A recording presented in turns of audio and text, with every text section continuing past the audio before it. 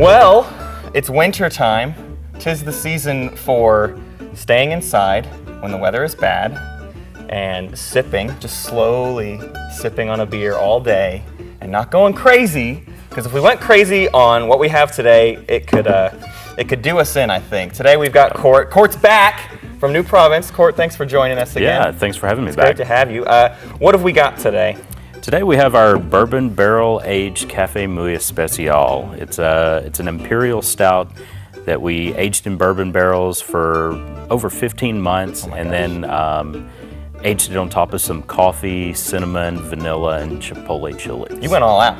You grabbed everything. You cleared the whole kitchen cabinet out. Yeah, a little bit of everything in this one. Let's kind of start from the beginning there then, because that's a lot. You walked me through many avenues. So let's start at just the most basic element. It's an Imperial Stout. So for those who maybe aren't familiar of kind of how beer can both be this crazy dark thing and also this light refreshing lager or whatever, what are stouts doing that get us that color and that flavor and everything? So the big thing is the grain bill, the choice of grains that we use to brew the beer with. This beer in particular is going to have a fair amount of caramel malts, which is going to give it kind of some sweetness, some body, some nice raisiny kind of flavors. And then it also has a couple of different types of roasted malts. And so they take the barley and they just roast it, almost to the degree that you would coffee beans. And so you develop some of those coffee and chocolate flavors with the grain itself.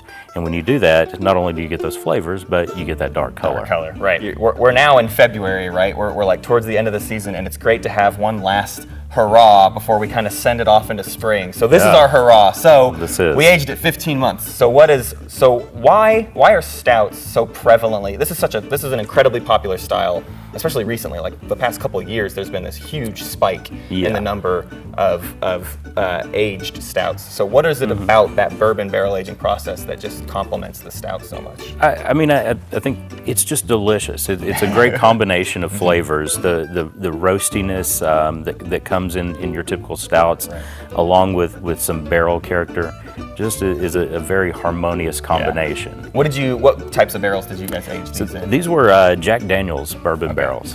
Cool. What is it that you're looking for in a beer when you decide you want to age it? I mean, obviously you don't see very many aged lagers. You don't see what is it that makes some beers ageable and some not? There's several factors. A big part of it is having a beer that has enough oomph to it to stand up to the barrel character that's going to be added to it. And so that's why a lot of times you'll see something like Imperial Stouts, big Belgian quads, maybe even a Tripel, that are barrel aged. With big beers like that, sometimes they can be a little hot, a little harsh. Right, and the alcohol content, it's literally like spiking your tongue. It's so high in alcohol content. And so if you let that age for a while, it tends to kind of mellow out and become a little smoother.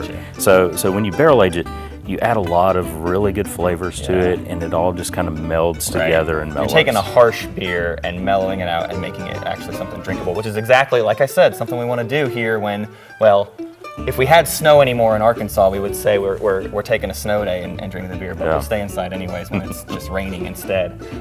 Walk me through, let's crack one open and then let's talk about the recipe. What do you say?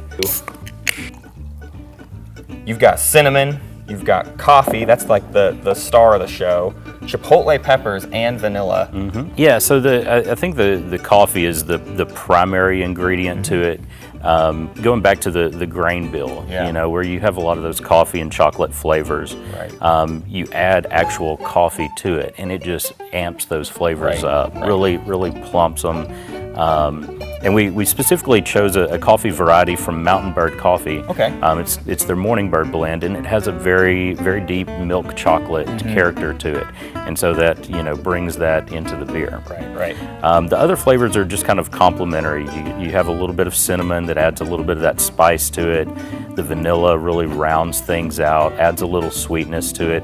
And then the chipotle chilies just add a nice little smokiness and a little, kind of heat on the back of your throat. It's not real hot, but you can get beers that are actually spicy and actually like kind of kick you, but this isn't really doing that. You said something about You guys are like practically processing these peppers beforehand. You're de-seeding them, is that right? Yeah, we really don't want a lot of spice into it. So we pretty meticulously go through, de-seed all the chilies, de-vein them, try to get most of that heat out of there, and really focus on the smokiness and kind of that raisiny flesh character from the chilies. There's a moment on your tongue where each one gets a moment to shine. You get the coffee, and then you hang out with the vanilla, and then right there at the end, the cinnamon and the pepper is what lingers on your tongue, and it's kind of a nice story we get to walk through. I kind of just want to sit here and drink now. I don't know that I think the show's over. I don't know that I can say much more, but we should probably talk about where did this crazy flavor combination come from for you guys at New Province? Yeah, so this beer started as just a base Imperial Stout. It was called Greed and Gluttony. We had it on tap in the tap room, and we did several variants of it, to have in our tap room as kind of like special releases. And we did one that was a coffee version of it, one that was a cinnamon version, one that was a vanilla version, and one that was a chipotle version. And then you just made them kiss. You just squished them all together. Well, I got through putting all those together, and I had a little bit of every ingredient left over. And so, just looking at them sitting on the table, it was like, oh, well, that might actually work really well together. And so we combined them all together, and all the best beers are happy experiments, right? Yeah. You're never better off than when you just decide to throw stuff in the pot and see what comes out the other side. Just feels right. Right. Yeah. Well, I'm appreciating it. I hope everyone goes by New Province, because this one is worth sitting down and enjoying an afternoon or an evening with. Court, thank you so much for coming by the studio. Thanks for letting us at the studio. You probably saw Filtered In here. I didn't even talk about it, but we got to come by and see you pulling it out of the barrels and everything. So we really appreciated getting to come by, and we hope to do it again sometime. Yeah, absolutely. Cheers.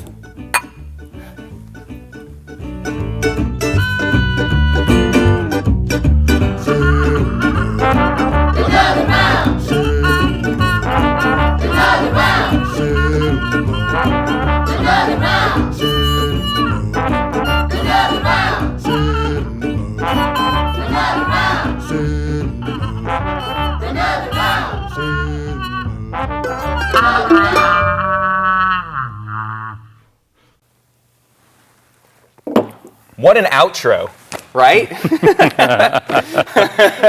I've never nailed it that hard in my life.